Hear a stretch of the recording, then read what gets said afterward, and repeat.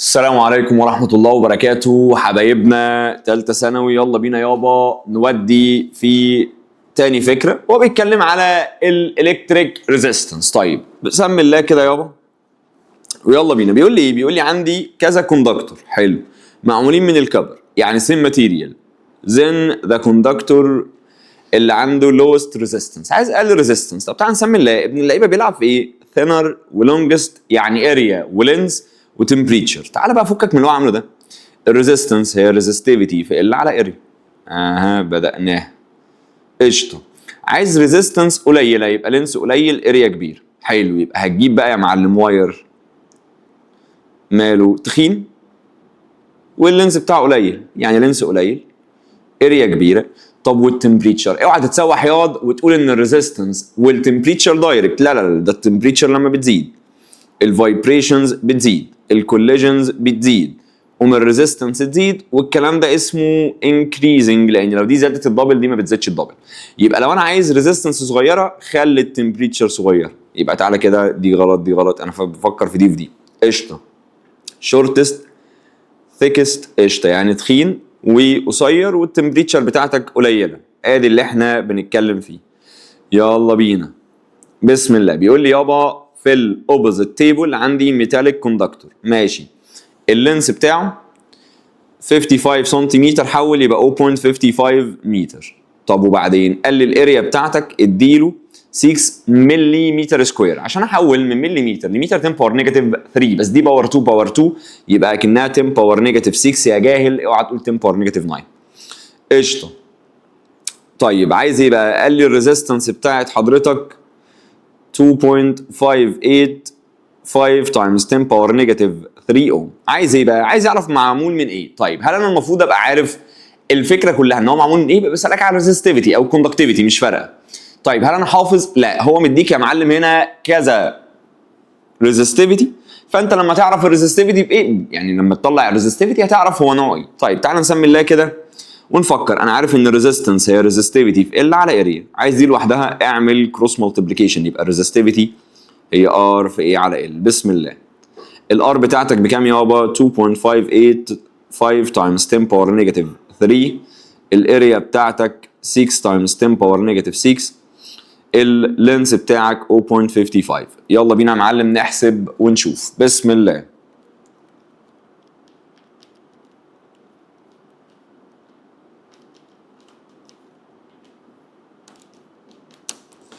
تطلع 2.82 تايمز 10 باور نيجاتيف 8. 2.82 تايمز 10 باور نيجاتيف 8 قشطه. يبقى ده من الالومنيوم.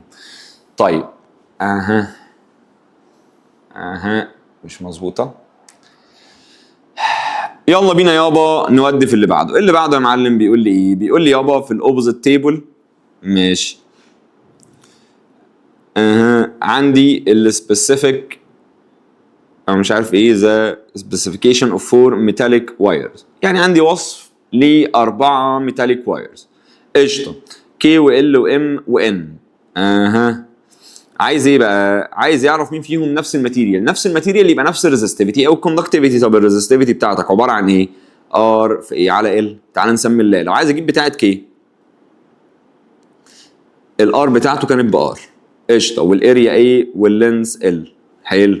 طب الريزستيفيتي بتاعت ال. بسم الله. الريزيستنس بتاعتك 4 ار. حلو. طيب والاريا بتاعتك كانت ايه؟ قشطه. والال 2 ال.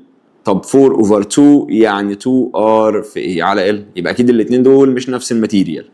طيب الريزستيفيتي بتاعت ام الار بتاعتك بار. حلو. والاريا ب 2 ايه. حلو. والال بال يطلع 2 ار في ايه على ال. طب ما دي هي دي. يبقى ال قد ام. ال وام. عايز نكمل؟ تعال نكمل. يبقى الريزستيفيتي بتاعت ان بسم الله. الريزستنس بتاعتك 2 ار. الاريا بتاعتك 2 اي والال بال يعني 4 ار في اي على ال. قشطه. يعني دي قد دي مرتين ودي قد دي 4 مرات.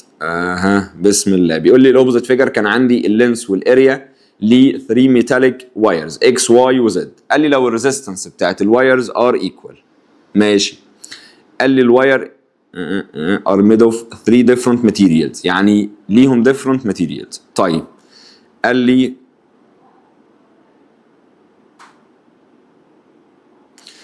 لو كلهم بقى معمولين من نفس الماتيريال زد عنده اكبر ريزيستنس. طيب قال لي لو الواير اكس وواي معمولين من نفس الماتيريال، قال لي الريزيستنس بتاعت اكس اكبر من الريزيستنس بتاعت واي. عايز يعرف بقى مين في دول صح. تعال نسمي الله كده ونتفرج. واير اكس انا شايف المختلف ما بينهم اللينس والاريا. طيب بسم الله، لو كلهم نفس الماتيريال، يبقى الريزستيفيتي بتاعت حضرتك ثابته. يبقى ده معناه لو عايز تجيب ريزيستنس اكس الريزستيفيتي ثابته. حلو. اللينس ب ال والاريا ب 2 a، يعني اكنها هاف ريزستيفيتي في ال على ايه. طب الريزيستنس بتاعت واي الريزستيفيتي ثابته، واللينس اهو الاي اهي قشطه. زد ريزيستنس زد الريزستيفيتي ثابته، واللينس ب 2 ال والاريا بايه، قوم يطلع 2 ريزستيفيتي في ال على ايه. يبقى لو انا عايز ابص كده هتلاقي ريزيستنس زد اكبر من ريزيستنس واي اكبر من ريزيستنس اكس. ده لو كلهم نفس الماتيريال. قال لي لو كلهم ماشي، لو كلهم ليهم نفس الماتيريال زد عنده اكبر ريزيستنس، دي صح. طيب قال لي لو الوايرز كلها الريزيستنس بتاعتها قد بعض، هل يبقوا معمولين من ديفرنت ماتيريال؟ هو الكلام ده منطقي ليه؟ ما هي الريزستيفيتي هي ار في ايه على ال. لو ليهم نفس الريزيستنس يعني دي ثابته، هل بقى الاريا على الايه بتاعت كل واحد قد الثانيه؟ دي تبقى 2 على 1، دي 1 على 1، دي 1 على 2. هل ساعتها الريزستيفيتي بتاعتهم تبقى ثابته؟ والله العظيم لا. يبقى دول معناه ان هم معمولين من ديفرنت ماتيريال، صح. طيب قال لي لو واير اكس وواي معمولين من سيم ماتيريال، فين اكس يابا؟ اكس اهو، واي اهو، معمولين من سيم ماتيريال، هل ريزيستنس اكس هتبقى اكبر من واي لو نفس الماتيريال؟ يعني ريزستيفيتي ثابته. حلو، دي طلعت 1 اوفر 2، دي طلعت 1، هل دي تمشي؟ لا. يبقى مين صح؟ 1 و2 الاثنين صح. قشطه. قال لي التيبل اللي قدامك ده عندي شويه سبيسيفيكيشن، يعني شويه وصف ل 3 ميتاليك كوندكتورز. طب حلو. قال لي كي و ال و ام عند نفس التمبريتشر knowing that ال 3 conductors having the same resistance، ليهم نفس الريزيستنس. طب وبعدين ماشي، عايز يعرف الاكس بكام، الواي بكام، الزد بكام. تعال نسمي الله كده ونتفرج. قال لي اللينس هنا ب 3 ال والاريا بايه والريزستيفيتي باكس. هنا اللينس معرفوش، الاريا معايا، الريزستيفيتي اهي. هنا لينس، هنا اريا معرفهاش، هنا الريزستيفيتي اهي. طيب تعال نسمي الله كده. قال لي كلهم ليهم نفس الريزستنس. حلو. طيب تعالى نفكر مع بعض شويه كده ونشوف الدنيا فيها ايه. انا عارف ان الريزستنس هي عباره عن ريزستيفيتي في ال على اريا، صح. لو كلهم ليهم نفس الريزستنس يبقى ده معناه ان مثلا ار كي قد ار واي قد ار ام. حلو، مش واي دي ال. اها. طيب تعال نسمي الله كده. يبقى الريزستيفيتي بتاعت كي اللي هي اكس معرفهاش اوفر، او في اللينس اللي هو 3 ال اوفر الاريا اللي هي بايه. الكلام ده لازم ييكوال ايه بقى يابا؟ الريزستنس بتاعت ال اللي هي الريزستيفيتي ب 2 الريزستيفيتي. حلو. واللينس بتاع حضرتك اسمه واي معرفوش، والاريا بتاعتك 2 اوفر 3 a. تعالى كده نفكر ونشوف ممكن نعمل ايه. ممكن اتودي الاريا دي مع الاريا دي، لا ما اقدرش ال مع ال ولا الريزستيفيتي مع الريزستيفيتي، ونطلع ان ريزستيفيتي اكس في 3 ال ايكوال تحت لتحت يطلع فوق يبقى 6 اوفر 2، يعني 3 ال ريزستيفيتي في ال واي. اها. اقدر اشيل بقى ايه دي مع دي، قشطه. يطلع ان اكس اللي انا معرفهاش في ال ايكوال الريزستيفيتي في ال واي.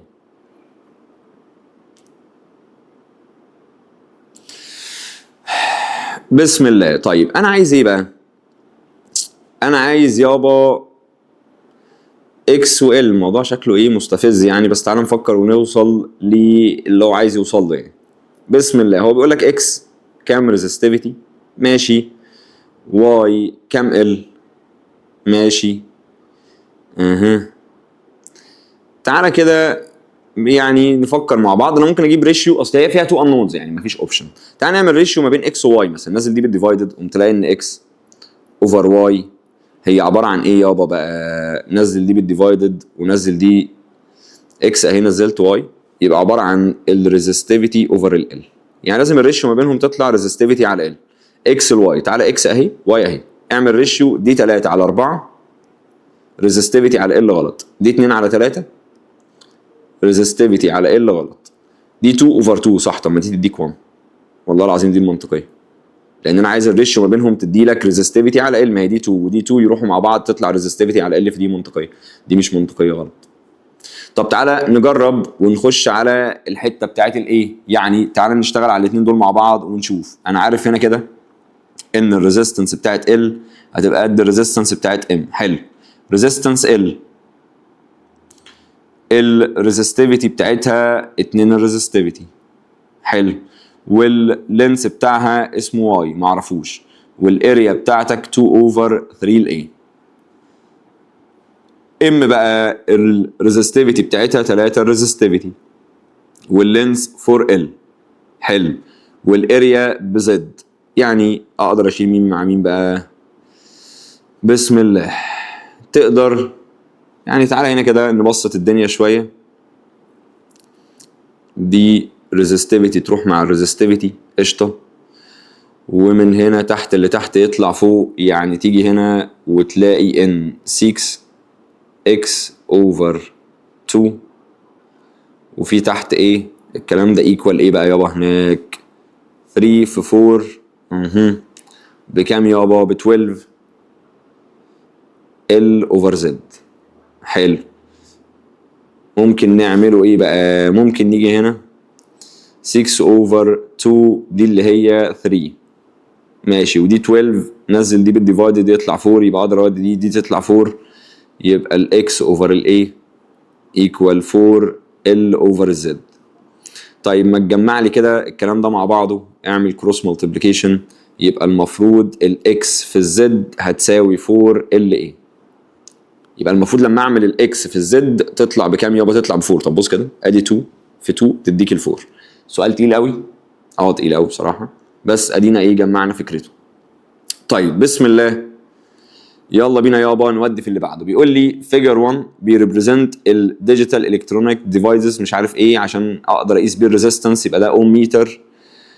طيب قال لي لو الفيزيكس تيتشر يوزد مش عارف الديفايس تو ميجر ريزيستنس اوف ا كبر كوندكتور، اللينس بتاعه بال والاريا بتاعتها بايه، لقى ان الريزيستنس ب 12. يعني قال لي ان انا حطيت كبر من او واير من الكبر، اللينس اهو الاريا اهو، لقيت ان الريزيستنس بتاعته ب 12 اوم. طيب قال لي ايه بقى؟ قال لي فيجر 2 عندي 3 كبر وايرز يعني نفس الريزستيفيتي. حلو. كي وال وام. طب وبعدين؟ قال لي يابا وصف كل واحد فيهم مكتوب على الشكل بتاعك، عايز ايه؟ قال لي نفس الفيزيكس تيتشر اسكد مش عارف ايه تو ميجر ذا الكتريك ريزيستنس بنفس الديفايس، عايز اعرف مين في ريدنج دي تبقى صح. يبقى انا عايز اعرف ريدنج كل ديفايس، يبقى انا لازم اجيب الريزيستنس بتاعت كل واحد فيهم. طب تعالى نسمي الله. هو اداك ياض الريزيستنس بتاعت الاولاني ده مثلا هسميه، هو سماه ما سماهوش، ماشي هسميه اكس مثلا، يبقى ريزيستنس اكس هي عباره عن ريزيستيفيتي في ال اوفر الاي. الكلام ده طلع بكام يابا؟ ب 12 اوم. طب ما تيجي نقفش كي، ريزيستنس كي، الريزيستيفيتي هي عشان قال لي نفس الماتيريال، اللينس بتاعك بال. حلو. والاريا بتاعتك بقت 2 اي. طب بالمنطق بالله عليك يا اخي الاريا دي دبل دي صح؟ لو الاريا زادت الدبل ده معناه ان الريزيستنس مليون في المية هتقلل هاف، يبقى لو دي 12 مليون في المية دي تطلع 6. طب لو انت مش عارف تعمل ده، اعمل ريشيو ما بين ريزيستنس كي اوفر ريزيستنس اكس. نفس الماتيريال فالريزستيفيتي هتروح، نفس اللينس فاللينس هيروح، اللعبه كلها اريا. طب الريزيستنس والاريا دايركت ولا انفرس؟ انفرس. يبقى اريا اكس يا معلم اللي هي بايه؟ اوفر اريا كي اللي هي ب 2 اي. ودي دي مع دي، طلع دي هنا يبقى 12 اوفر 2 تطلع 6. بس لو انت بتفهم هتنجز على طول يعني. طب بسم الله، ريزيستنس ال، الريزستيفيتي اهي، اللينس بقى نص ال، طب والاريا بقت 2 اي. تحت اللي فوق ينزل تحت يبقى كأنها ريزستيفيتي في ال اوفر 4 a. في واحد تاني ممكن يفكر ازاي، يقول لك ريزستيفيتي في ال على ايه حبيبي، ما هي دي اصلا ب 12 اهي، يبقى 12 اوفر 4 قوم تطلع 3 اوم. حلو. طيب لو عايز اجيب بقى بتاعه ام نفس الاريا بس اللينس زاد الدبل، بالله عليك لو اللينس زاد الدبل ما الريزستنس هتزيد الدبل، يبقى لو 12 قوم يطلع ده 24. وده منطقيا تعالى كده ريزستنس ام، الريزستيفيتي اهي، اللينس بقى ب 2 ال والاريا بايه، يعني اكنها 2 ريزستيفيتي في ال على ايه، طب ما دي كده ب 12، 12 في 2 تطلع 24.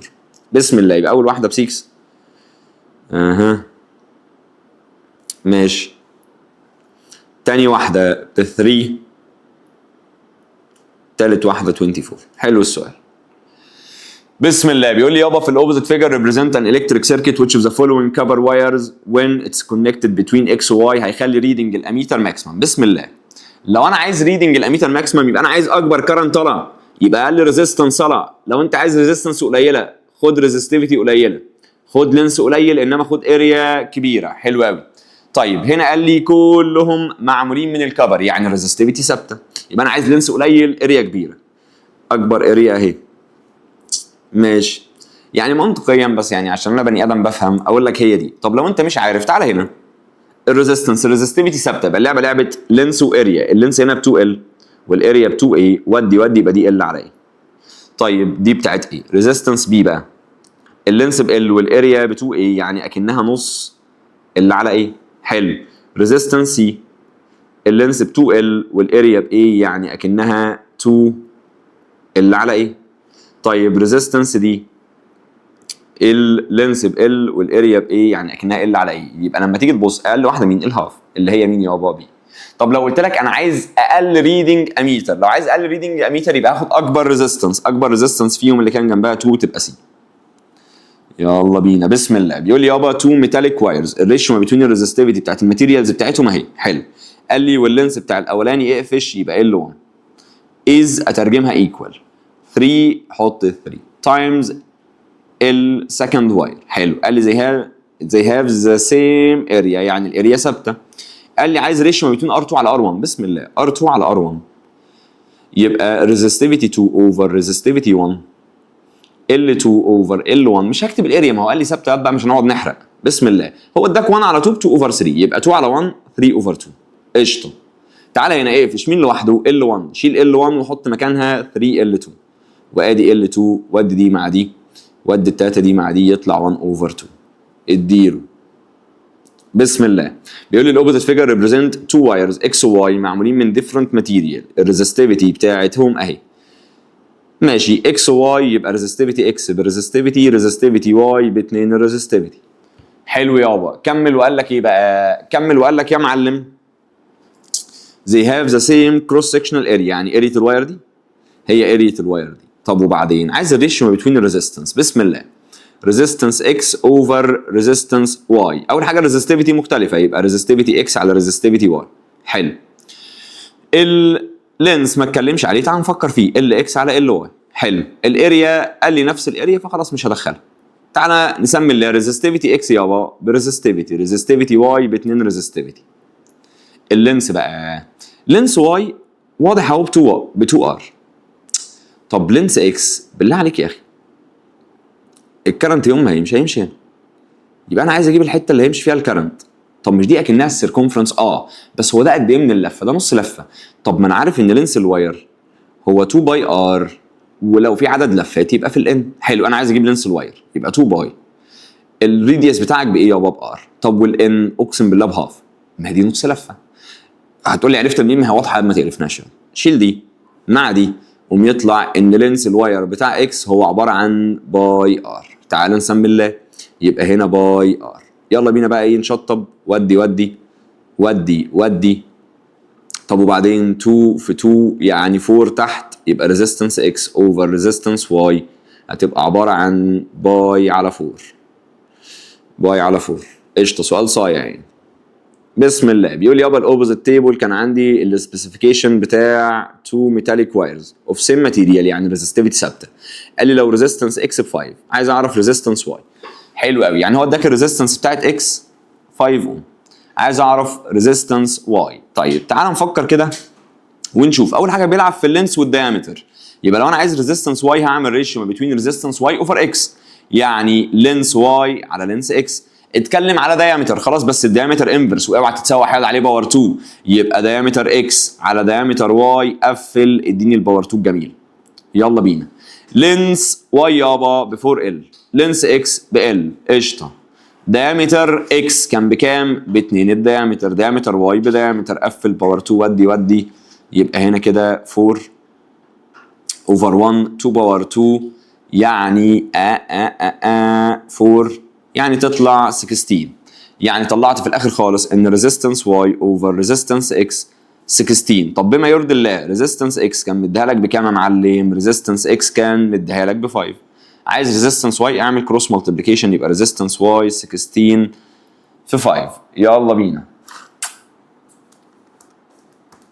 تطلع 80 اوم. يلا بينا. او ممكن واحد يعني يجي يقول لك اللينس زاد 4 مرات، يعني لو انا جيت هنا تحط مكان اللينس 4. حلو. طب والدايمتر كان 2 دي بقى دي، يبقى قلل هاف. حلو، يبقى حط هنا هاف بس عليه باور كام يا واد؟ باور 2. يبقى اكنها 4 اوفر 1 اوفر 4 تحت لتحت يطلع فوق تطلع 16، وده الحل الاصيع اللي بينجز معاك. بسم الله. اداني جراف يابا ما بين الريزيستنس واللينس. حلو قوي. طيب بالله عليك اول حاجه ابدا فيها، المفروض يعني كان يجي هنا ويديك اليونتس، وده كلام منطقي ان هو يديك اليونتس هنا بالاوم ودي بالميتر يعني، بس هو ما ادالكش هنا اليونت ايه، فخلاص قشطه. طيب قال لي ايه بقى؟ قال لي دي مش عارف ايه. طب تعالى نسمي الله كده. اول حاجه لما اجي ابص هنا محتاج احسب السلوب، بحسبه مرتين، مره كفيزيكس مره ثانيه كماث. كفيزيكس هو واي على اكس، يعني ريزيستنس على ال. لو انت مش عارف تجيبها ازاي، فك الريزيستنس ريزيستيفيتي في ال على اريا. حماده عندك تحت ال، من حق اشيل ال مع ال قوم يتبقى ريزيستيفيتي على اريا. ده السلوب. طب كماثيماتكس معايا ارقام وانا بادئ من الزيرو، يبقى واي على اكس يبقى 3.36 اوفر 6.28. الكلام ده ايكوال الريزيستيفيتي اوفر الاريا. حلو قوي. هو عايز ايه بقى؟ قال لي مش عارف ايه دي الريليشن ما بين الريزيستنس واللينس عند تمبريتشر 20 سليزيوس فور different lenses مش عارف ايه uniform cross sectional area، يعني الاريا بتاعت حضرتك ثابته. قشطه. وقال لي لو الريزستيفيتي بتاعت الماتيريال عند نفس التمبريتشر اهي، عايز اعرف الدايمتر. يبقى هو ابن اللعيبه عمل ايه؟ ادالك الريزستيفيتي وعايز يعرف الدايمتر. طب ما الدايمتر بيطلع من الاريا، يبقى تعالى هنا كده ونسمي الله ونشيل الريزستيفيتي ونحط مكانها ايه يابا؟ 1.68 تايمز 10 باور نيجاتيف 8. ايه القانون الوحيد؟ الاريا. اعمل كروس مالتيبليكيشن اهو يا حماده عشان ما تتلخبطش. يبقى هطلع الاريا هنا، هعمل دي كده وانزل دي مكان دي، يبقى الاريا بتاعتك هي عباره عن 1.68 تايمز 10 باور نيجاتيف 8 في 6.28 اوفر 3.36. بسم الله.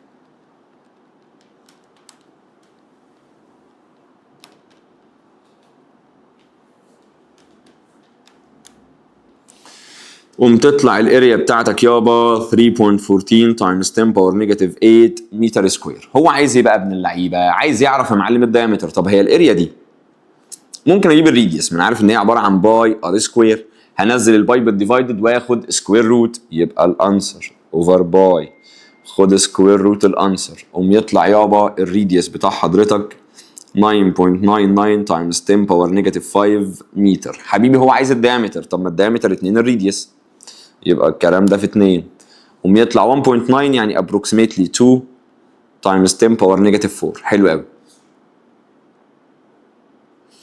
تعال نبص بقى. اول حاجه بالملي. طب انا مطلعها بالمتر عشان احول من متر لملي متر، فانا رايح من كبير لصغير، يبقى 10 باور بوزيتيف 3. يبقى لما تيجي هنا وتعمل 10 باور بوزيتيف 3 يطلع 0.2 ملي. قشطه. بس انا بلعب معاك ايه في التحويلات والكلام ده كله. بسم الله. قال لي يابا في الاوبوزيت جراف ريبريزنت ذا ريليشن بتوين مين ومين بقى؟ اللينس والريزيستنس. حلو قوي. قال لي for two conductors X و Y having مش عارف uniform cross sectional area معمول من same material، يعني resistivity ثابته. حلو. قال لي الريشيو ما بين radius X على radius Y. تعال نسمي الله كده ونفكر.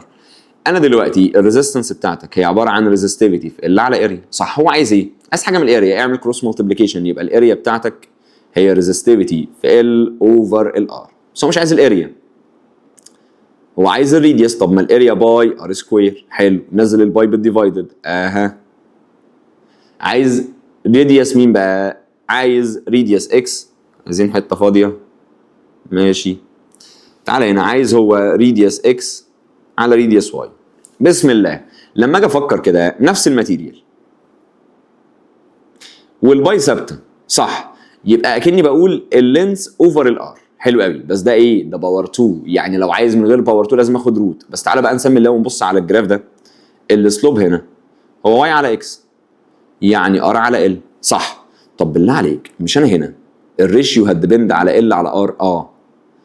ال على ار دي مع السلوب ولا عكسه؟ عكسه بالظبط. يعني من حقي اجي هنا واقول ان الريديوس باور 2 انفرس مع السلوب. يبقى لو انا عايز اعمل ريديوس اكس على ريديوس واي، بس تعالى هنا كده وخليها باور 2 عشان ما تتلخبطش، يبقى الريديوس والسلوب انفرس. يبقى كاني بقول سلوب واي اوفر سلوب اكس، يعني تان سيتا واي اوفر تان سيتا اكس.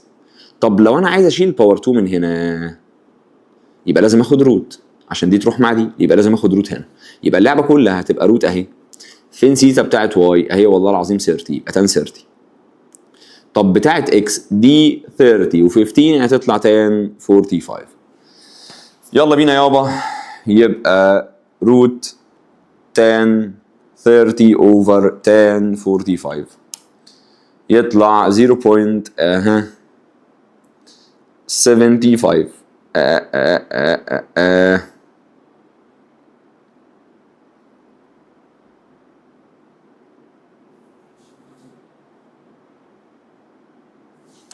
تعالى بقى نبص 13 على 15، لا 19 على 25، دي أقرب حاجة لحد دلوقتي. 14 over 25، لا 11 over 15.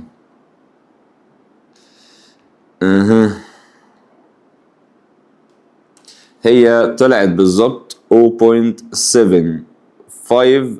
يعني approximately 0.76. دي الوحيدة اللي طلعت الرقم ده. فانجز، انت المفروض واثق في نفسك وعارف ان انت بتحل صح، فمش هتقعد تعيد تاني، انت هتشوف مين الانسر اللي هي تديك الرقم اللي طلع لك. سو يعني لو كان محترم كان حطها لك على طول يعني، بس قشطه. يلا بينا.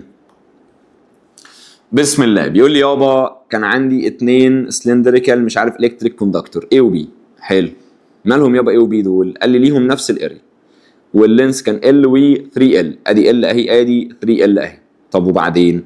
قال لي رحت وصلتهم توجذر، وصلتهم بالشكل اللي قدامك ده. طيب قال لي وذا ديجيتال اوميتر، يعني حطيتهم مع اوميتر الفيرست تيرمينال فيكسد عند بدايه كوندكتور ايه، يعني الاولاني متثبت هنا. حلو. طيب وبعدين قال لي التيرمينال التاني اقدر احركه بالسلايدر. طب وبعدين في كوندكتور بي قال لي الجرافيكال ريليشن بتوين الديستانس موفد باي ذا فري تيرمينال، يعني دي ريليشن ما بين الفري تيرمينال وانا بحركه والريزيستنس اللي سجلها الاوميتر. طب وبعدين قال لي يابا عايز الريشيو ما بين ريزستيفيتي ايه على ريزستيفيتي بي. بص هاري كتير موت، بس تعالى نسمي الله كده وايه نتفرج. اول حاجه، طول ما ابن اللعيبه ده ماشي هنا، كل ما اللينس ما يزيد كده كده الريزستنس بتاعتك هتزيد، دي ما فيهاش اوبشن. قشطه، حلو.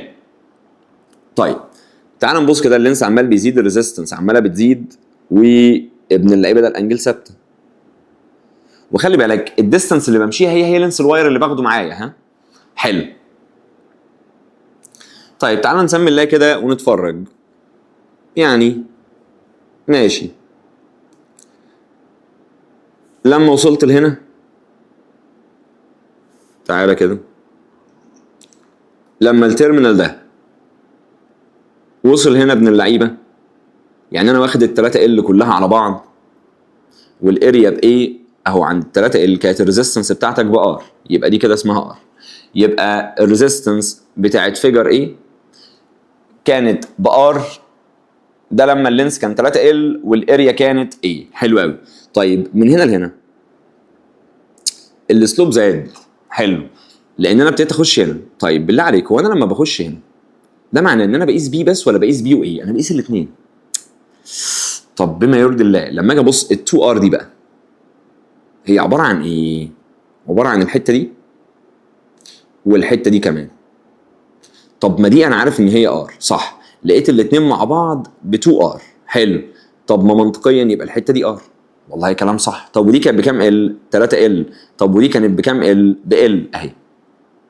بس هي الفكره كلها ان الاتنين مع بعض ب 2 ار، مش الحته دي بس. طب تعالى من هنا لهنا، اول ما دخلت في التاني انا زدت من ار ل 2 ار، ده معناه ان الحته دي تديك حته واحده بس بار. يبقى ده معناه ان لو جيت هنا وجيت اتكلم على ريزيستنس بي، فهي برضو كانت ار لما كان اللينس بقى ب ال والاريا ب ايه. حلو قوي. طب بالمنطق بالله عليك، هو اللينس ده اكبر من ده 3 مرات صح؟ يبقى المفروض الريزيستنس دي لو نفس الماتيريال تبقى قد دي 3 مرات. طالما الاثنين ريزيستنس طلعوا قد بعض، يبقى اكيد الماتيريال دي الريزستيفيتي بتاعتها اكبر من غير ما افكر. تعال نسمي اللعبه. هو عايز ريشيو ما بين ريزستيفيتي ايه اوفر ريزستيفيتي بي. طب هي الريزستيفيتي كانت عباره عن ايه؟ ار في ايه على ال. الريزيستنس ثابته. طب والاريا كمان ثابته. يبقى ال والريزستيفيتي انفرس، يبقى كاني بقول لينس بي على لينس ايه.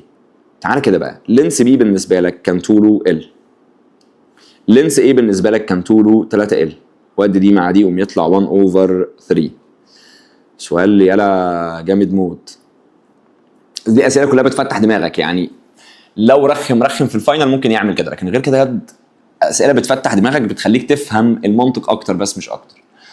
طيب يلا بينا يابا. بيقول لي عندي 2 ميتاليك وايرز اكس وواي. فين يا عم الاسئله السهله يا عم بقى ما تقرفوناش. طيب قال لي معمولين من سيم ماتيريال هاف ذا سيم كروس سكشنال اريا.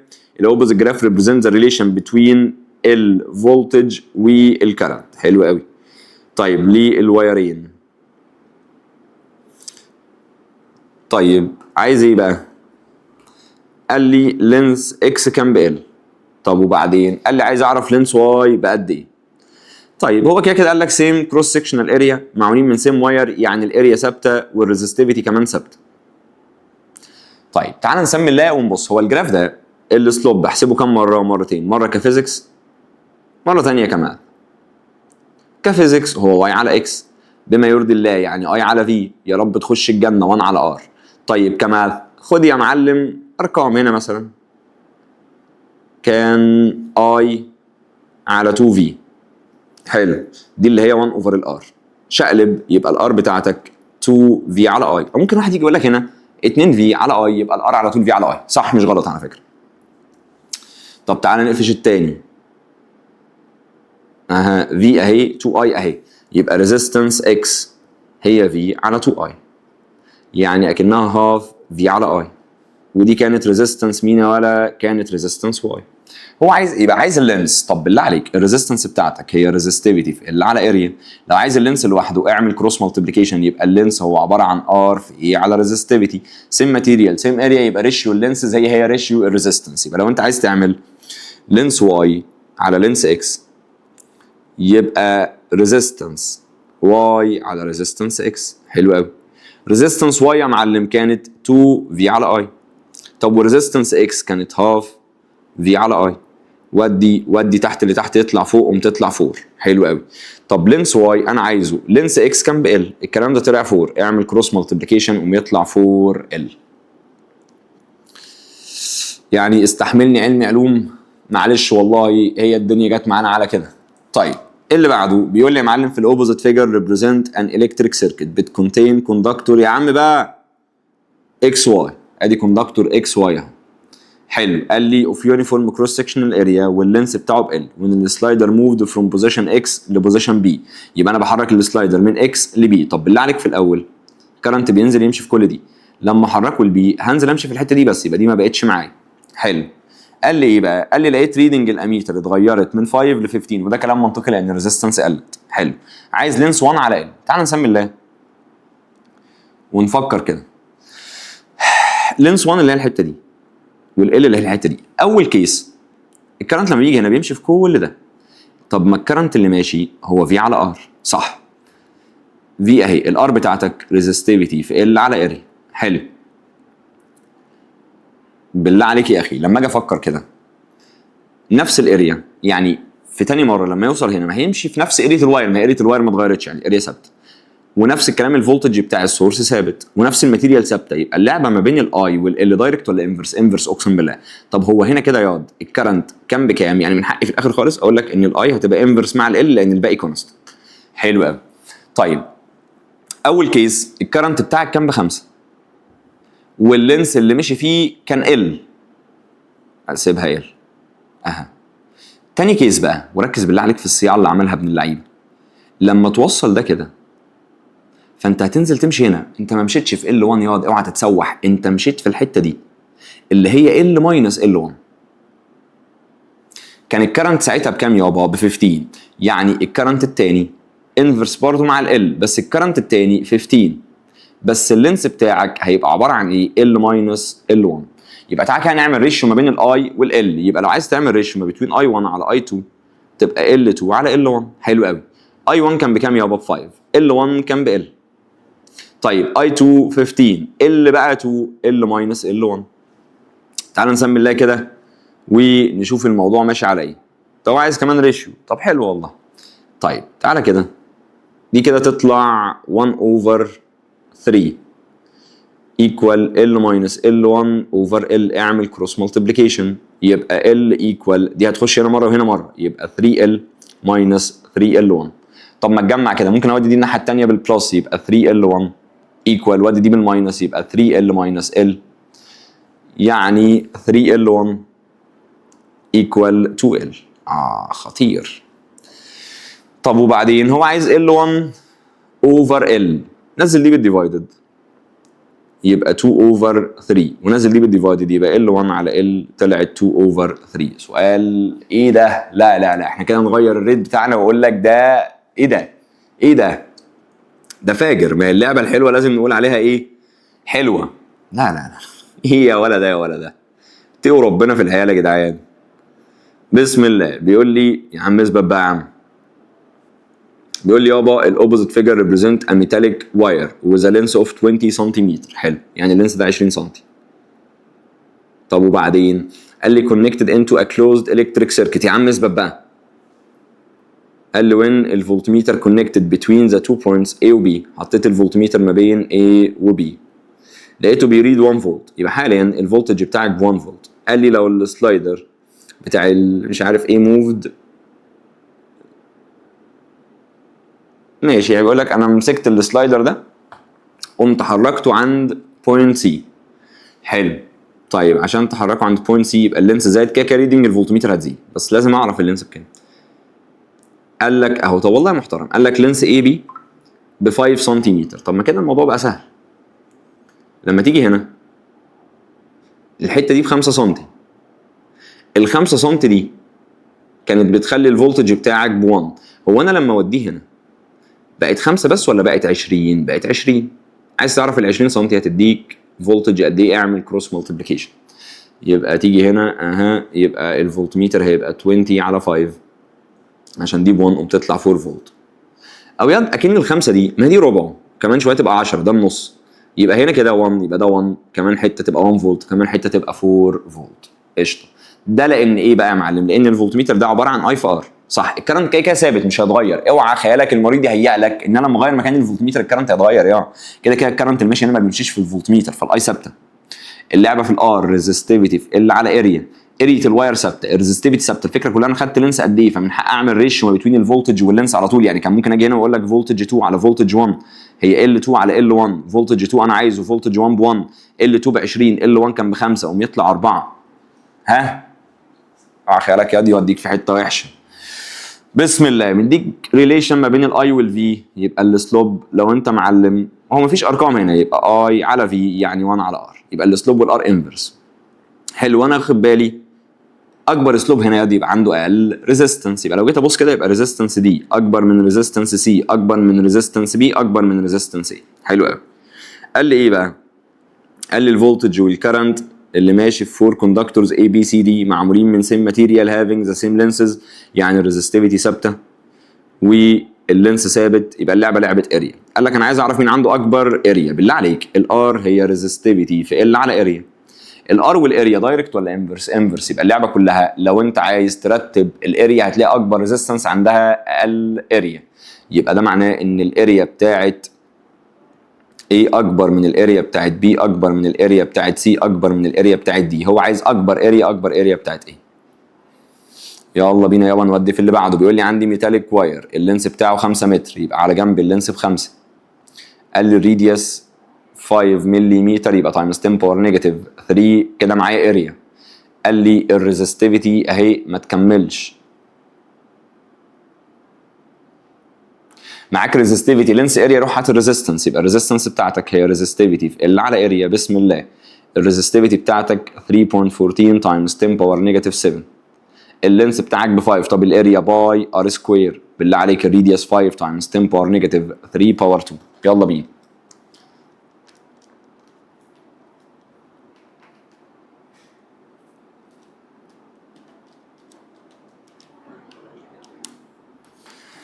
قوم تطلع الريزيستنس 0.019 يعني 2 اوم ابروكسيمتلي يعني. قشطه. قال لي ايه بقى؟ قال لي يابا لو الفولتج ب 1 فولت. طيب حلو. قال لي عايز اعرف عدد الالكترونز اللي هتمشي في ثانيتين. عدد الالكترونز ده اللي هو النمبر ده بيجي منين؟ بيجي من الكيو، لان الكيو ايكوال ان في الاي. الاي معاك، عايز تجيب الان يبقى لازم تجيب الكيو. اجيب الكيو منين؟ عندي تو اوبشنز. ممكن اقول ان الاي ايكوال كيو على تي. حلو. اداك تايم يبقى انا لازم اجيب الاي. طب ما هو اداك فولتج ياض، ما هو الاي عباره عن في على ار. الفولتج ب 1 والار 0.02. الكلام ده تقريبا يطلع 50 امبير. تعالى كده.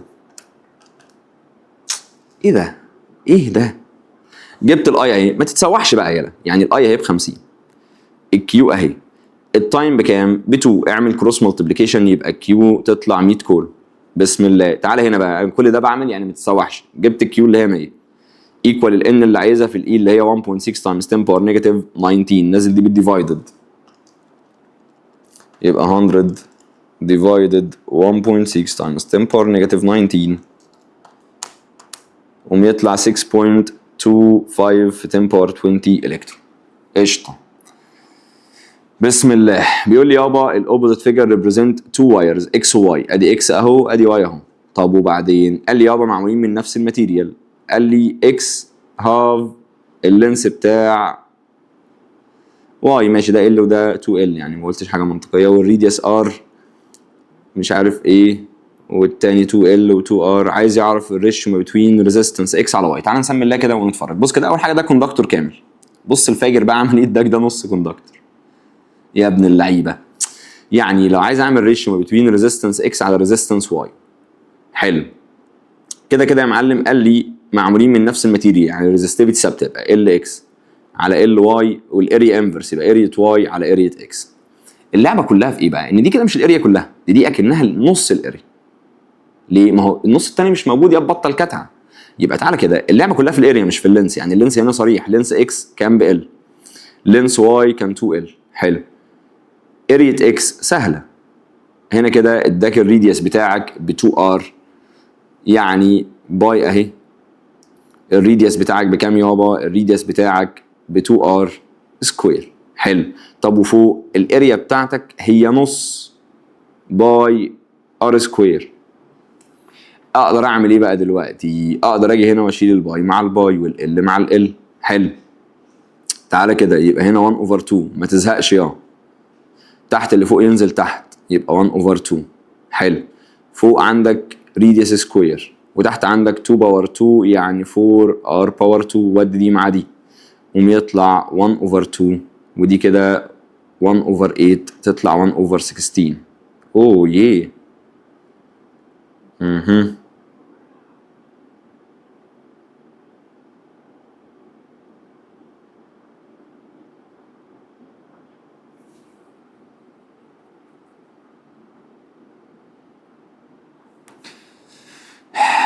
احنا عملنا هنا حاجه مقززه سيكا، الا وهي ايه بقى؟ ان دي اريا واي ودي اريا اكس. احنا عملنا العكس، اريا واي اهي. يبقى هتيجي هنا هنبدل دول بس، يعني فكك من ده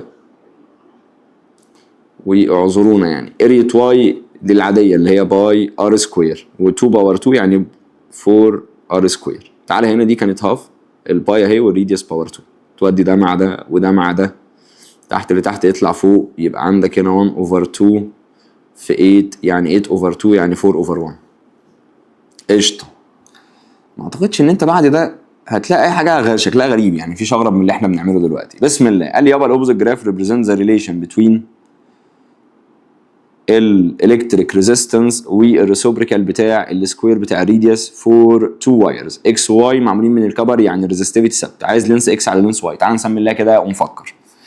السلوب كفيزيكس وكمان كفيزيكس هو واي على اكس. حلو. يعني الار وتحت 1 اوفر الريديوس سكوير، تحت اللي تحت يطلع فوق تبقى ار في ار سكوير. طب اجيبها منين دي بقى؟ تعال نسمي الار اهي ار سكوير اهي. فك الار ريزستيفيتي في ال على اريا، والاريا باي ار سكوير. وما تنساش هنا كده في ايه؟ في ار سكوير. اقدر اشيل دي مع دي.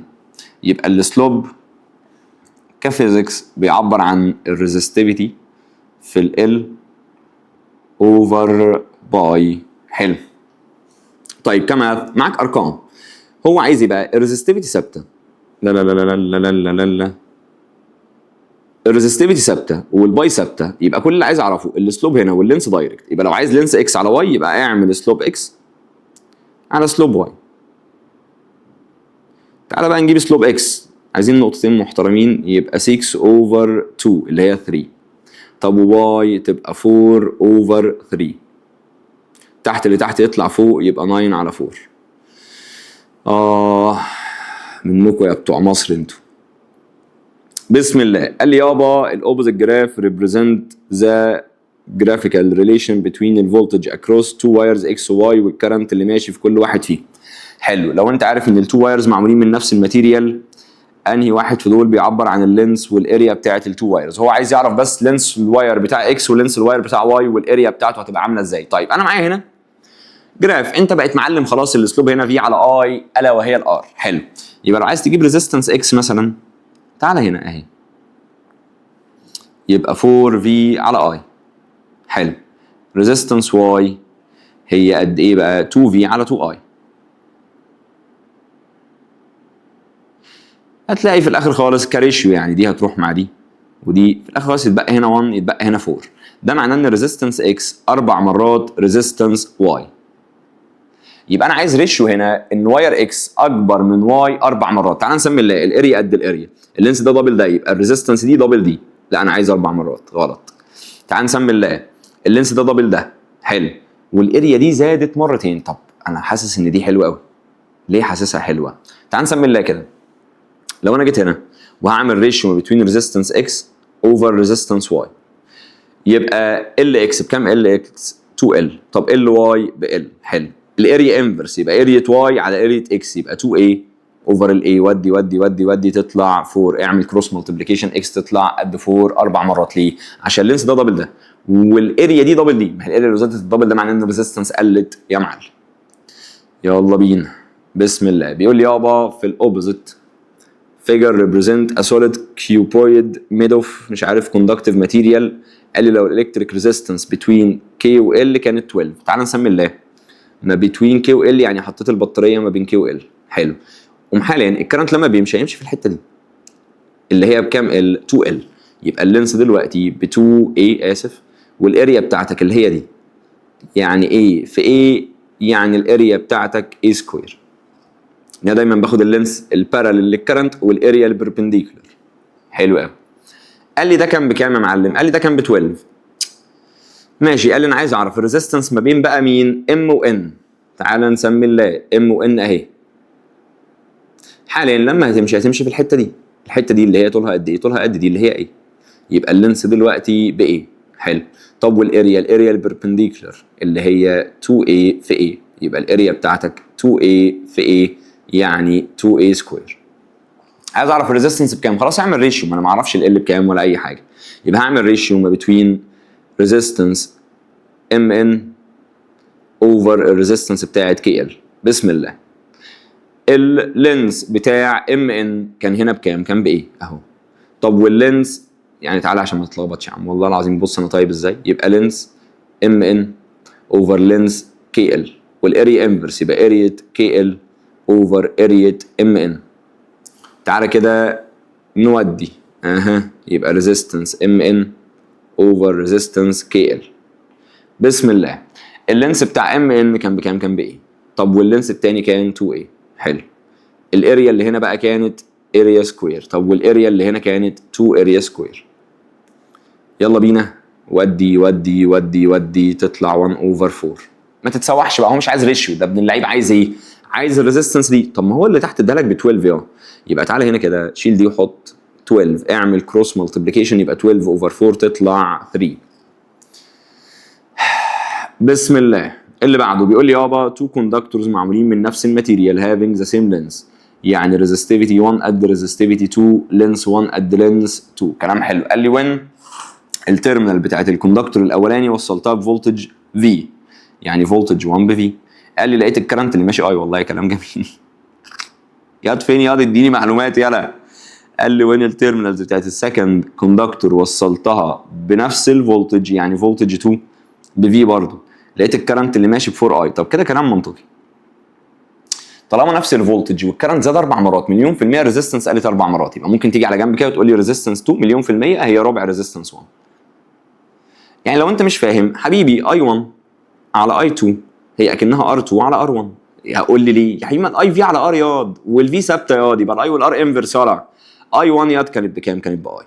اي 2 4 اي. حلو. يبقى ريزيستنس 2 على ريزيستنس 1. ودي ودي اعمل كروس مالتيبليكيشن، يبقى ريزيستنس 2 ربع ريزيستنس 1 ده بالعقل.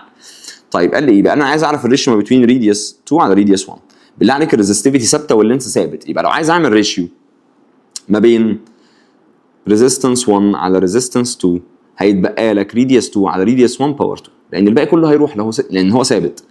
تعال نسمي الله ريزيستنس 1 اوفر ريزيستنس 2. طيب تعالى هنا كده ريزيستنس 1 سيبها زي ما هي، شيل ريزيستنس 2 حط مكانها ربع ريزيستنس 1. ودي دي مع دي تحت اللي تحت يطلع فوق، ومن الكلام ده يطلع ب 4. بس اوعى تتسوح، انا مش عايز باور 2، انا عايزها بس يبقى تاخد سكوير روت سكوير روت. سكوير روت ال 4 تطلع 2. سؤال صايع برضه. انا اقول لهم انتوا مش جامدين، ده فجر ده. قال لي في الاوبوزيت جراف ريبريزنت ذا ريليشن بتوين الريزستيفيتي بتاعت الماتيريال والكوندكتيفيتي. حلو. ات ديفرنت تمبريتشر، يبقى انا بغير التمبريتشر فالريزستيفيتي هتتغير. ما انا عندي هنا تو اوبشنز عشان ابتدي اغير الريزستيفيتي، يا اما اغير الكايند اوف ماتيريال يا اما التمبريتشر. حلو. طيب وبعدين قال لي سو ذا برودكت فاليو بتاعت الاكس مع الواي. حلو. اكس وواي دي اللي هي ايه؟ تعالى كده. الاكس دي اللي هي الكوندكتيفيتي والواي دي اللي هي الريزستيفيتي. طب بالله عليك انا عارف ان الريزستيفيتي 1 اوفر الكوندكتيفيتي، هو عايز يعمل ريزستيفيتي في الكوندكتيفيتي، ما تبقاش جاهل بقى، يبقى ريزستيفيتي في الكوندكتيفيتي ب 1 يا عم. ده السؤال الوحيد اللي فاهم حسيته. هو السؤال ده لو لقيته في حته ثانيه هتحسه صعب، بس هنا تحس ان هو ده السؤال الوحيد التافه.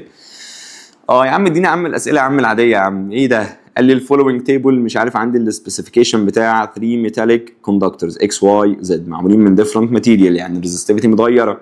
عايز اعرف ترتيب الريزستيفيتي. تعال نسمي الله الريزستيفيتي بتاعت اكس. انا عارف ان هي ار في ايه على ال. الار بتاعتك كانت 3 ار. حلو. والاريا 4 a والال 2 ال. 4 اوفر 2 2 في 3 يبقى 6 ار في ايه على ال. حلو. الريزستيفيتي بتاعت واي بسم الله. الريزستنس على طول بقى ب 2 ار، الاريا 3 a، ال 4 ال. تعالى كده دي اوفر دي تطلع 1 اوفر 2 يبقى 3 اوفر 2 ار في ايه على ال. حلو. تعالى نجيب بتاعت زد بسم الله. الار 4 ار، الاريا ب 2 a والال 3 ال. تعالى نبص كده. 8 على 3. منطقيا كده انا واخد بالي ان دي اكبر واحده، دي ما هي دي 6، دي كده 1.5. 8 اوفر 3 دي تديك كام؟ تديك 2.67. يعني منطقيا اكبر واحده هي ريزستيفيتي اكس، بعدها ريزستيفيتي زد، بعدها ريزستيفيتي اكس. ايه ده؟ بعدها ريزستيفيتي واي، يبقى اكس زد واي، اكس زد واي. بسم الله.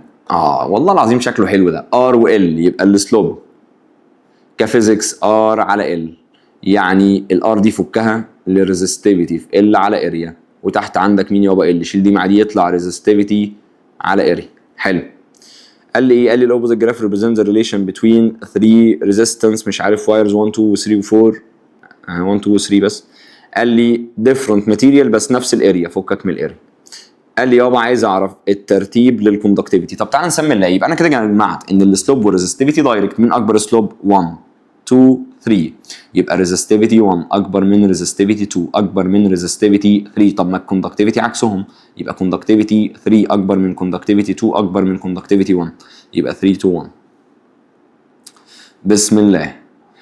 بيقول لي يابا الاوبوزيت جراف ريبريزنت ذا ريليشن بتوين الريزيستنس بتاع التو كوندكتورز والريسوبريكال بتاع الاريا. قال لي لو الريشيو ما بتوين L1 على L2 روت 3 اوفر 2. عايز الريشيو ما بتوين الريزستيفيتي. تعال نسمي الله كده ونبص هنا ونشوف السلوب كفيزيكس بيعبر عن ايه؟ ار وتحت 1 اوفر الاي، تحت اللي تحت يطلع فوق يبقى ار في ايه؟ الله اكبر الله عظيم ذاته الله. شيل الار وحط مكانها ريزستيفيتي في ال على ايه؟ وسيب الاي فوق، دي تروح مع دي يبقى كأنه بيعبر عن الريزستيفيتي في ال. قشطه. هو عايز ايه بقى؟ عايز ريزستيفيتي 1 على ريزستيفيتي 2. طب حلو.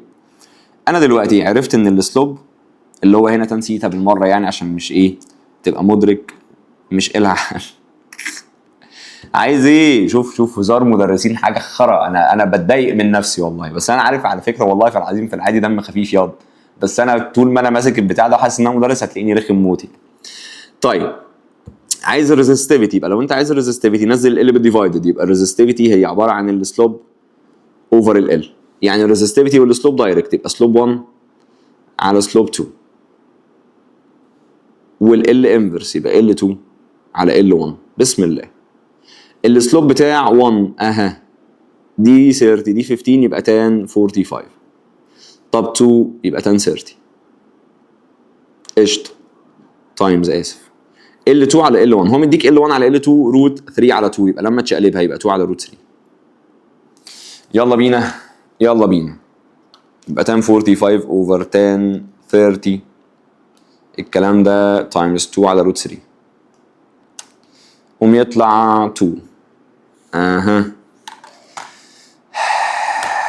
هو ايه يابا انت ما بتخلصش ليه؟ هانت.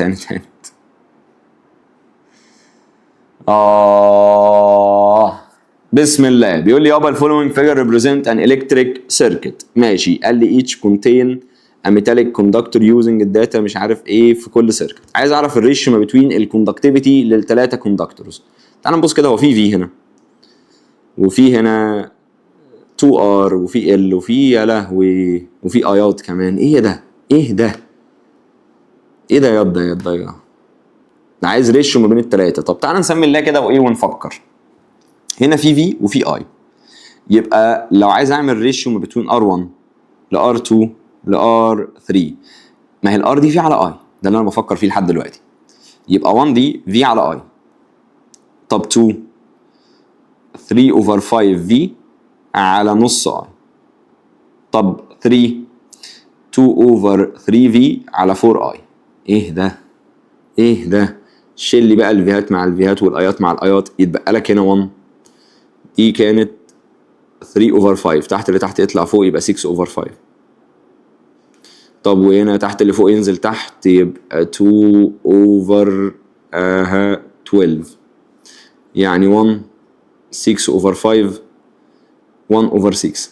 طيب عشان نظبط الريشيو دي بالله عليك بس نقوم نعمل ايه؟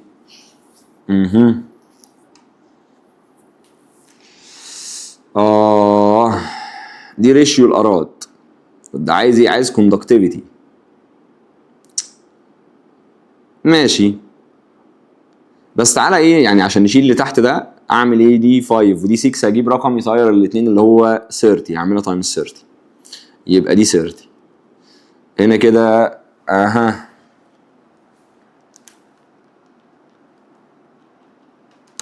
قوم تطلع 36 ودي كده 30 اوفر 5 تطلع 6.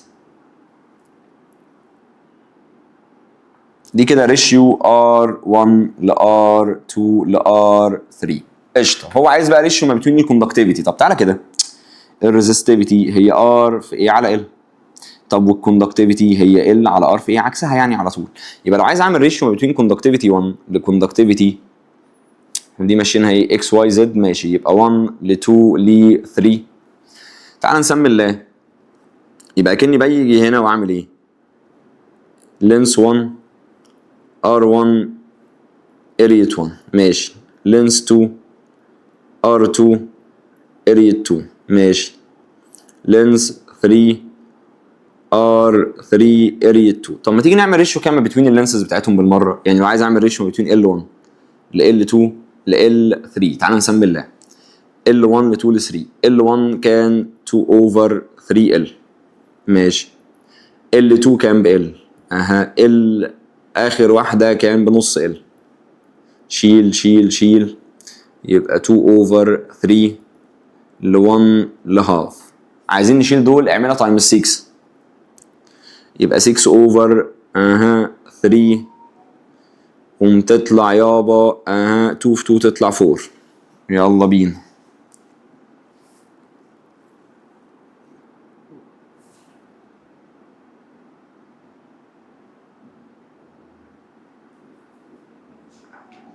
ماشي، يبقى 2 في 6 12، 12 اوفر 3 4. اللي بعده يابا يبقى 6 في 1 ب 6 قشطه، بعد كده 6 اوفر 2 تطلع 3.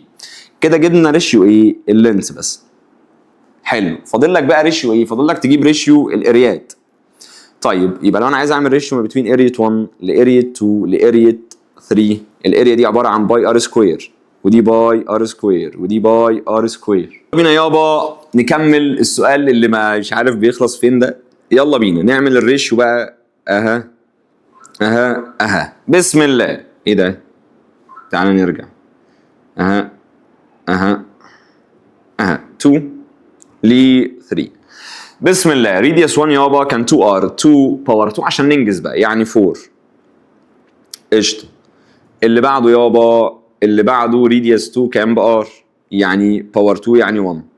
اللي بعده كان 3 باور 2 يعني 9.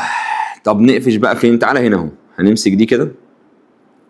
احنا كده كنا مطلعين الريشيو دي بتاعت ايه؟ والله العظيم الواحد ما فاكر. دي الارات اهي، دي القلات اهي، 4 ل 6 ل 3.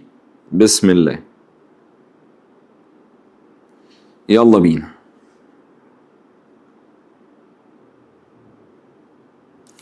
يلا بينا يابا. L1 ل L2 ل L3 فين ريشيو القلات يا معلم؟ اهي، يبقى 4 ل 6 ل 3. طيب تعالى هنا الارات بتاعتك.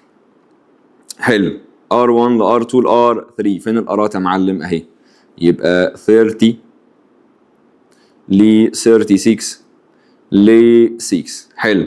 طيب والاريا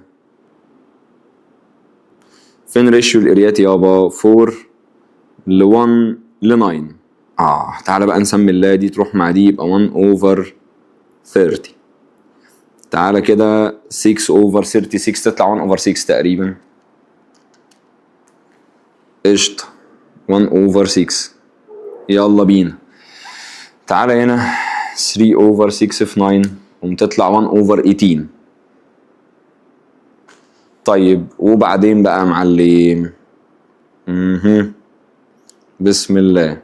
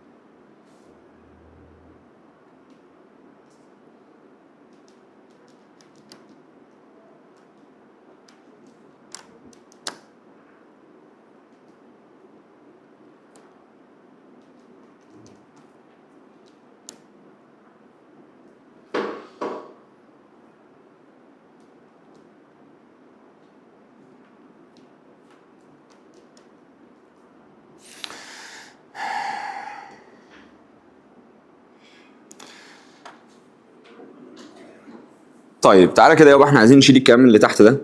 ف لما نيجي نعملها، اعمل مثلا 30 في 18 30 في 18 تطلع 540 كده كده هتظبط مع ال 6 يعني. فتعالى نبص كده، تعمل ده divided 30 قوم يطلع 18، اللي بعده يطلع 90، اللي بعده يطلع 30. طيب عايزين ارقام بقى تظبط معانا.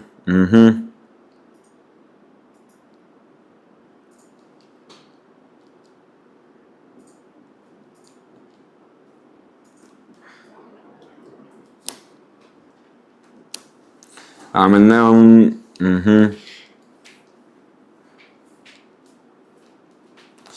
نعملهم divided 6. تعال نجرب، يبقى 3 ل 15 ل 5.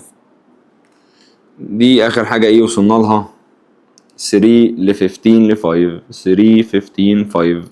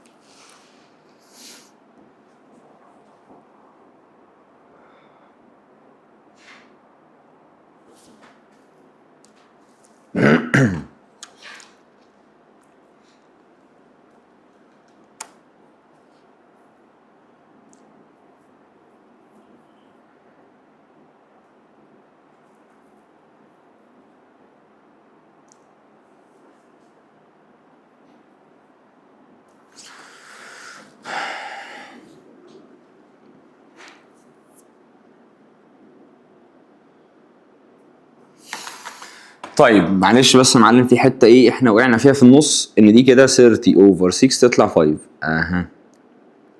يبقى تعالى بقى في ريشيو الريزستمات دي كده تبقى 5.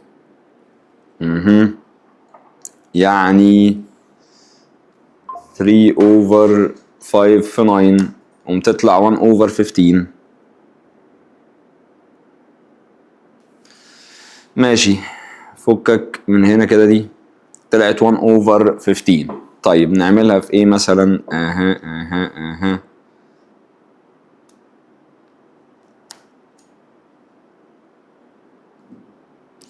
ماشي، نعمل هنا 450.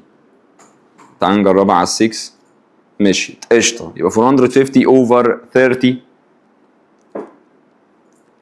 تطلع 15. يبقى اول واحده دي طلعت 15. ماشي، اللي بعدها over 6 تطلع 75. اللي بعدها over 15 تطلع 30. ممكن نعمل divided ايه بقى؟ ممكن نعمل divided 15. يعني دي divided 15، دي divided 15، دي divided 15. بسم الله، دي divided 15 تطلع 1. 75 divided 15 تطلع 5. 30 divided 15 تطلع 2. يبقى 1 ل 5 ل 2، وده حرام. حرام يعني، انا لا انصح بهذا. يعني ابعد عن ده ياض. ايه ده؟ ايه ده؟ ايه ده؟ لا لا لا لا، ده كتير موت يعني.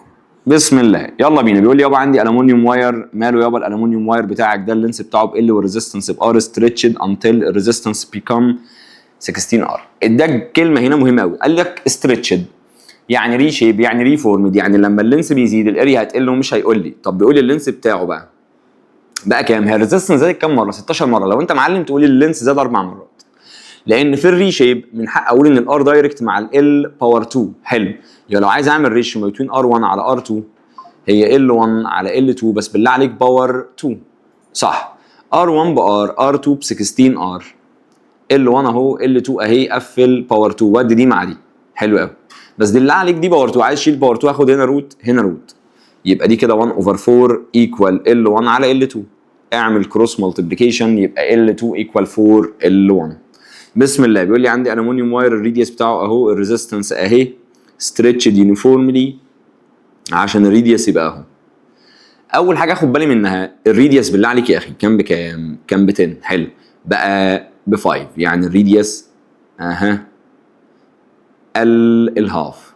حلو، بس بالله عليك في الري شيب انا عارف ان الريزيستنس دايركت مع ال سكوير، انفرس مع الاريا سكوير. لو انت معلم انفرس مع الريديوس باور 4، لان الاريا باي ار سكوير. حلو، وعليها باور 2 يبقى كانها انفرس مع الريديوس باور 4. حلو قوي. الريديوس ال مرتين بس عليه باور 2 ولا باور 4؟ باور 4 ياض. يعني اكن الاريا بتاعتك يبقى 1 اوفر 2 قفل باور 4. قوم تلاقي اكن البتاعه دي كلها قلت 16 مره. ده معناه ان الريزيستنس هتزيد 16 مره. طب كانت ب 2، لما تزيد 16 تبقى 32. لو مش فاهم تعالى هنا اعمل ريشيو ما بين ار2 على ار1. يبقى بالله عليك يا اخي ريديوس 1 على ريديوس 2 قفل باور كام يابا؟ باور 4. بسم الله، ار2 انا عايزها ريزيستنس 1 ب 2 ايكوال. تعالى هنا الريديوس بتاعك، ريديوس 1 كان بكام؟ كان ب 10. ريديوس 2 بقى ب 5، بس الكلام ده باور 4. يبقى ريزيستنس 2 اوفر 2 دي 2 اوفر 1 باور 2 يعني 8 اسف 16. اعمل كروس مالتيبليكيشن تطلع 32. يلا بينا. بيقول لي يابا تو ميتاليك كوندكتورز معمولين من سيم ماتيريال. حلو، نفس الريزستيفيتي. قال لي الريزستنس بتاعت الاولاني 4 تايمز الريزستنس بتاعت الثاني، يبقى الريزستنس الاولاني 4 مرات الريزستنس الثاني. حلو، قال لي الماس بتاعت الاولاني 4 مرات الماس بتاعت الثاني، يبقى ماس الاولاني 4 مرات الماس بتاع الثاني. عايز يبقى عايز لينس 1 على لينس 2. تعال نسمي الريزستنس هي عباره عن ريزستيفيتي في ال على اري. حلو قوي. طيب هو عايز اللينس، يبقى انا مش هرمي اللينس. عايز احط مكان الاريا ايه بقى يابا؟ عايز احط مكان الاريا ماس. طب اجيبها منين؟ تعال نسمي الله. انا عارف ان الفوليوم اريا في لينس، صح؟ يبقى الاريا فوليوم على لينس. طيب وبعدين انا عايز اجيب الماس. طب ما هي الدنستي ماس على فوليوم. طب اعمل ايه؟ خليه من هنا الفوليوم لوحده، يبقى الفوليوم هو ماس على دنستي. تعالى هنا شيل فوليوم، حط مكانه ماس على دينستي، وادي اللينس اهو. يبقى بالله عليك ادي الريزستيفيتي اهي، ال اهي، هشيل الاريا واحط مكانها مين يابا؟ ماس اوفر دينستي في لينس. قمت تلاقي ان الريزيستنس في الاخر خالص هي عباره عن الريزستيفيتي في الدينستي في ال سكوير على الماس. طب ما ده ثابت لان نفس الماتيريال. حلو، هو عايز ايه بقى؟ عايز L1 على L2، اعمل كروس مالتيبليكيشن، يبقى ال L باور 2 هي عباره عن الريزيستنس في الماس. لو انت عايز تعمل L1 على L2 يبقى ريزيستنس 1 على ريزيستنس 2، ماس 1 على ماس 2. بس بالله عليك دي باور 2. طب انا عايز من غير باور 2، هاخد روت. يلا بينا. R1 هي 4 R2 و R2 اهي. ماس 1 هي 4 ماس 2 وماس 2 اهي. ودي ودي ودي ودي قوم يطلع 16. بس انا عايز دي من غير الباور، لازم اجي هنا اقوم واخد روت ال 16 تطلع تقريبا 4، قوم تطلع 4 اوفر 1. اها قشطه. ادينا في اللي بعده. بيقول لي عندي ميتاليك واير، ماشي، اللينس بتاعه 20 سم والريزيستنس 16، قال لي ستريتشد يونيفورملي. حلو، علشان اللينس بتاعك 75 انكريز. ماشي، بيقول لك اللينس بتاعك اتغير عشان الريزيستنس تزيد بكام يابا؟ 75%. يبقى انا زدت ب 75%. حلو، تعال نسمي الله يابا ونفكر. ده معناه ان بالله عليك يا اخي لو انت كنت بتاخد جنيه، ابوك قال لك انا هزودك ب 75%، يبقى انت هتزيد ب 75 قرش، صح كده؟ على الجنيه. ده معناه ان انت وصلت ل 1.75. ده معناه ان R2 هي عباره عن 1.75 R1. حلو، بس قال لي stretching. حلو، عايز يعرف ايه بقى؟ عايز يعرف يا معلم نسبة الزيادة في الطول. طب بالله عليك يا اخي لو R1 على R2 في الريشيب هي L1 على L2 قفل باور 2. حلو، R1 اهي، R2 1.75 R1، L1 على L2 قفل باور 2. ودي دي مع دي، عايز دي من غير الباور خد سكوير روت يبقى L1 على L2 ايكوال، يلا بينا، روت 1 اوفر 1.75 ويطلع الكلام ده 0.755. انا عايز اعرف بقى اللينس بتاعك ايه اللي حصل فيه. عايز اعرف L2 قد ايه من L1، اعمل كروس مالتيبليكيشن، يبقى L2 هي 1 اوفر 0.755 L1، يبقى 1 اوفر الرقم ده. قوم تلاقي ان L2 equal 1.32 L1. ده كده increased 2. هو انا عايز يعرف بقى انا زدت بقد ايه؟ بقى اعمل ده ماينس 1، ما انت كده كده كنت ب 1. قوم وصلت امتى؟ ل 1.32. يبقى انت زدت بقد ايه الحته دي بس؟ يبقى 0.32. عايزها برسنتج، اعملها تايمز 100 تطلع اهي. عبس والله العظيم، ده عبس. بسم الله. قال لي what are السيكونس اوف doubling اللينس للكوندكتور. حلو، وهافنج الاريا. حلو، طيب بالله عليك اللينس زاد الدبل والاريا قلت الهاف، ده معناه ان الريزيستنس زيد 4 مرات. هتيجي هنا تقول الريزيستنس دايركت مع ال وانفرس مع الاريا. بالله عليك لو اللينس زاد مرتين يبقى الريزيستنس هتزيد مرتين، ولو الاريا قلت الهاف ده معناه ان الريزيستنس هتزيد كمان مرتين. ممكن تعمل ريشيو يعني بس عشان ننجز. اللينس الريزستيفيتي ثابته، اللينس زاد مرتين، الاريا قلت الهاف، تحت اللي تحت يطلع فوق تطلع 4، تلاقي ان R2 ايكوال 4 R1. ومن حق اقول لك R2 4 R1 يبقى increased to 4 انما increased by 3. طيب قال لي increasing التمبريتشر بتاعت الكوندكتور على الريزستيفيتي والكوندكتيفيتي. طيب كده كده حضرتك لما بتزود التمبريتشر ايه اللي بيحصل للريزستيفيتي؟ بتزيد، فالريزستنس بتزيد والكرنت بيقل. طب ما الريزستيفيتي عكس الكوندكتيفيتي، يبقى ده معناه ان الريزستنس لما او التمبريتشر لما هتزيد الريزستيفيتي هتزيد والكوندكتيفيتي تقل. قال لي اكسبلين الساينتفك ريزون. قال لي الريزستيفيتي بتديبند على الكايند اوف ماتيريال. اشمعنى؟ عشان اول حاجه يا معلم ده الاتراكشن فورس اللي بيحصل ما بين البوزيتيف اللي جوه الاتوم والنيجاتيف، وده بيتغير على حسب الاتوميك نمبر او الاتوميك ويت، مش فارقه. قال لي الكوندكتيفيتي ما هي نفس الكلام بقى، لان الكوندكتيفيتي هي الريزستيفيتي بس عكسها. قال لي الكبر بيبقى كويس عشان انقل فيه الكرنت. اشمعنى؟ بالله عليك يا اخي ليه بستخدم الكبر عشان نحرك الكهرباء؟ اول حاجه عنده هاي concentration من الفري الكترونز. ده معناه ان الريزستيفيتي بتاعته قليله، يبقى الكوندكتيفيتي بتاعته كبيره، يبقى مش هخسر ثيرمال انرجي او مش هخسر الانرجي على شكل ثيرمال انرجي نتيجه اللوسز. طيب اللي بعده بيقول لي عندي اواير طوله 200 متر معمول من ماتيريال الريزستيفيتي بتاعتها اهي، كان بيعدي 2 تايمز 10 باور 19 الكترون كل ثانيه. حلو. قال لي الفولتج اهو ماشي، قال لي اثبت ان الدايمتر بالرقم ده. انا عايزك تحسب الدايمتر ده بيجي منين؟ بيجي من الريزيستنس. يبقى بالله عليك لو انت ترتب افكاري كده، انا عشان اجيب الدايمتر لازم اجيب الريزيستنس. طب الريزيستنس عباره عن ايه؟ ريزستيفيتي اللي على اريا. حلو. الريزستيفيتي معاك، اللينس معاك، يبقى انت لازم تجيب الريزيستنس. طب الريزيستنس دي ما هي في على اي. حلو.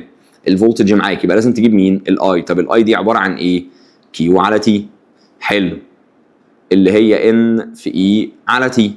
بالله عليك قال لك بعدي قد ايه؟ 2 تايمز 10 باور 19. الاي بتاعت الالكترون 1.6 تايمز 10 باور نيجاتيف 19. حلو. الكلام ده في تايم قد ايه؟ في 1 سكند. يلا بينا نحسب الاي يابا ونودي. يبقى 2 تايمز 10 باور 19 في 1.6 تايمز 10 باور نيجاتيف 19 اوفر 1 يطلع 3.2 امبير. جبت الاي بقى ما تتسوحش. يبقى تعالى هنا كده الفولتج 64. حلو.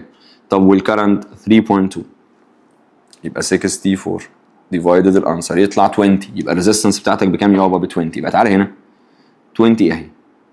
الريزستيفيتي بتاعتك كانت بكام؟ اهي 3.14 تايمز 10 باور نيجاتيف 7. اللينس بتاعك كان 200. طلع من هنا الاريا. يلا بينا. يبقى 3.14 تايمز 10 باور نيجاتيف 7 في 200 اوفر 20 يطلع الاريا بتاعتك 3.14 تايمز 10 باور 6 متر سكوير. هو عايز ايه؟ الراجل عايز الدايمتر. يبقى انت هتروح تجيب الريديوس، ما هي الاريا باي ار سكوير، نزل الباي بالديفايدد خد سكوير روت، يبقى الانسر ديفايدد باي خد السكوير روت الجميل. كده انت جبت الريديوس. عايز الدايمتر اعملها تايمز 2 يطلع 2 ملم.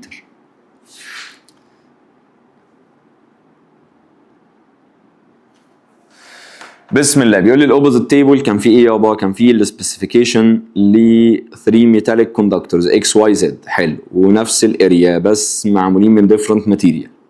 قال لي انا عايز ريشيو ما بين الريزستيفيتي اكس زد والواي. حلو. وقال لي استخدم مين فيهم في السيركت. تعال نسمي الله كده ونبص. انا اللعبه كلها اللينس اهو، الريزيستنس اهو. طب والاريا؟ قال لي نفس الاريا. طب بالله عليك الريزستيفيتي هي عباره عن ار في ايه على ال. يبقى لو عايز تعمل ريشيو نفس الاريا اهي، يبقى resistivity x لresistivity y لresistivity z. يبقى اللعبة كلها تعالى هنا r بتاعت x يابا كانت بكام؟ 2.5 اهي. طب واللينس كان بواحد. y الار بتاعته كانت ب 6 واللينس 3. z كان 7.5 واللينس 5. تعالى هنا كده تطلع 2.5 ل 2. 7.5 over 5 دي تديك كام؟ تديك 3 over 2. يعني تعالى هنا كده 2.5 دي اللي هي 5 over 2 ودي كده 3 over 2. عايز تشيل ال 2 تقوم جاي هنا عامل تايمز 2. يبقى هنا كده ال 2 دي تروح مع ال 2 دي يبقى 5. 2 في 2 تطلع 4. 2 دي تروح مع ال 2 دي يطلع 3. يبقى 5 ل 4 ل 3. طيب لو انت عايز بقى تعرف تشتغل بأني واحد فيهم ابو اقل ريزستيفيتي، مين فيهم بقى معلم ابو اقل ريزستيفيتي؟ ما هي دي اكبر من دي ودي اكبر من دي، بقى اقل واحد هو ده. لو انت جيت تبص كده هتلاقي ان دي كده طلعت بكام يابا؟ دي طلعت 1.5، دي طلعت 2.5، دي طلعت 2. يبقى اقل واحد فيهم مين يا معلم؟ والله العظيم اقل واحد فيهم ده. يبقى يوم ما اختار هختار ابن اللعيبه زد. يلا بينا. بسم الله. بيقول لي الاوبوزيت فيجر ريبريزنت تو الكتريك كوندكتورز اكس وواي معمولين من سيم ماتيريال، يبقى الريزستيفيتي ثابته. قال لي each integrated into an electric circuit using the data مش عارف ايه. احسب لي ريشيو بين اريا اكس على اريا واي. تعال نسمي الله كده. الاريا بتيجي من الريزيستنس ده عشان نبقى متفقين. حلو. اللعبه هنا لعبه ايه؟ لعبه ان الفولتج بيتغير والكرنت كمان بيتغير. يبقى انا عارف ان الريزيستنس هي عباره عن ريزستيفيتي في ال على اريا. عايز الاريا، يبقى الاريا عباره عن بدل لي مكان دي ريزستيفيتي في ال على ار. طيب الريزستيفيتي ثابت. حلو. هل اللينس ثابت؟ لا. يبقى لو عايز تعمل ريشيو ما بين ريزستيفيتي اريا اكس على اريا واي، حلو، يبقى ال اكس على ال واي. ايه دايركت. طب الار بقى مش مديهاني بس مديك في اي، ما هي الار في اوفر الاي. يبقى تبص كده الاريا والفي انفرس، يبقى كاني بقول فولتج واي على فولتج اكس. حلو. طب الاريا والكرنت دايركت، يبقى كاني بقول اي اكس على اي واي. بسم الله. لينس اكس يابا كان 3 ال، لينس واي 4 ال،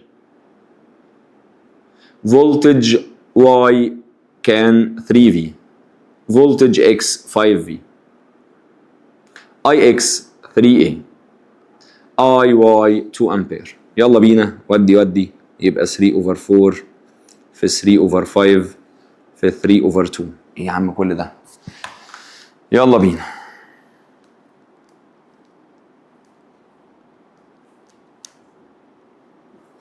قوم يطلع في الاخر خالص 27 اوفر 40. يلا بينا يا معلم. بيقول لي يابا في الاوبوزيت فيجر ريبريزنت تو كوندكتورز اكس وواي. ادي اكس اهو، ادي واي اهو، معمولين من نفس الماتيريال. الدايمنشنز بتاعتهم في الاوبوزيت فيجر سيم فولتج، يعني الفولتج ثابت. عايز اعرف ريشيو بتوين الاي، اي اكس على اي واي. الفولتج ثابت، يبقى كاني بقول ريزيستنس واي على ريزيستنس اكس. حلو. اللينس بيتغير والريديوس بيتغير، يبقى لو ريزيستنس واي على ريزيستنس اكس يبقى ال واي على ال اكس، انما الريديوس انفرس يبقى ريديوس اكس على ريديوس واي. وابوس ايدك ما تنساش فيه باور 2. يلا بينا نسمي الله. لينس واي يابا كان بكام؟ لينس واي ب 4 على طول بقى فكك.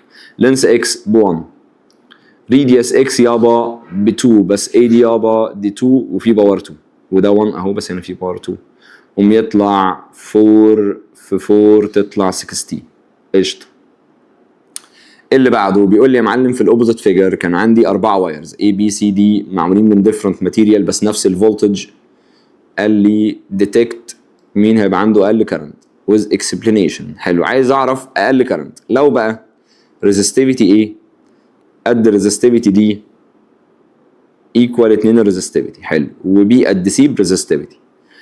طيب تعال نسمي اللي فين ايه. هو كاتب لك كل ده. حلو. عايز يعرف مين هيبقى عنده اقل كرنت. طب تعال نسمي اللي، لو انت عايز اقل كرنت يبقى عنده اكبر ريزيستنس، يبقى تعالى كده نشوف الريزيستنس بتاعتك. لو انا جيت اتكلم على الريزيستنس بتاعت ايه، الريزستيفيتي بتاعتها ب 2. حلو.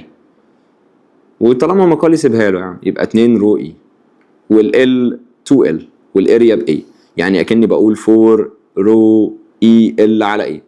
طيب تعالى نجيب الريزستنس بتاعت بي. الريزستيفيتي اهي، اللينس 2 ال والاريا 2 اي، يعني اكني بقول رو اي ال على اي. طيب الريزستنس بتاعت سي، الريزستيفيتي 2 رو اي، ال ب ال والاريا ب اي، يعني اكنها 2 ريزستيفيتي ال على اي. الريزستنس احنا اللي جبناها دي مش بتاعت سي ياض، اللي جبناها دي جبناها بتاعت دي. سي اللي تحت قشطه. الريزستيفيتي اهي واللينس ب ال والاريا ب 2 اي، يبقى كأنها نص رو اي ال على اي.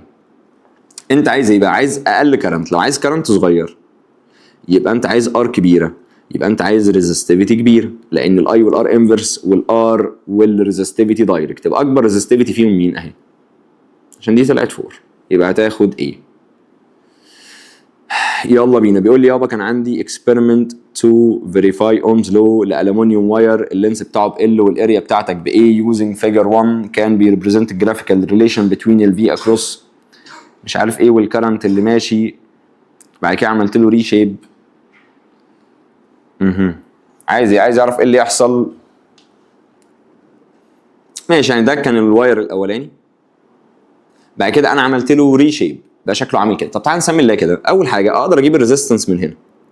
بالله عليك الفولتج هنا بكام؟ ب 2 والكرنت ب 8، يبقى 1 اوفر 4. طب بعد ما عملت ريشيب بقت الار 1 اهي، ار 2 اهي، الفولتج بكام؟ ب 4 والكرنت يعني منطقيا دي في النص بالظبط، يعني 1، قمت تطلع 4 اوم. الريزيستنس كانت بربع بقت ب 4. طب عايز تعرف الار زادت قد ايه؟ اعمل ريشيو بين ار 2 على ار 1، يبقى 4 ب 1 اوفر 4 تحت اللي تحت يطلع فوق قمت تطلع 16. ده معناه ان ار 2 بقت 16 ار 1. طيب سمي الله بقى. ده ريشيب، يعني لما اللينس بيزيد الاريا هتقل ومش هيقول لك. هنا كده الريزيستنس زادت 16 مره، لو انت معلم تقول لي اللينس زاد 4 مرات، يبقى من حقي اجي هنا واقول لك لو اللينس اسمه ال والاريا اسمها ايه فهقوم شده عشان اللينس يبقى 4 ال1، وساعتها الاريا هتقل تبقى ربع الاريا. يا اما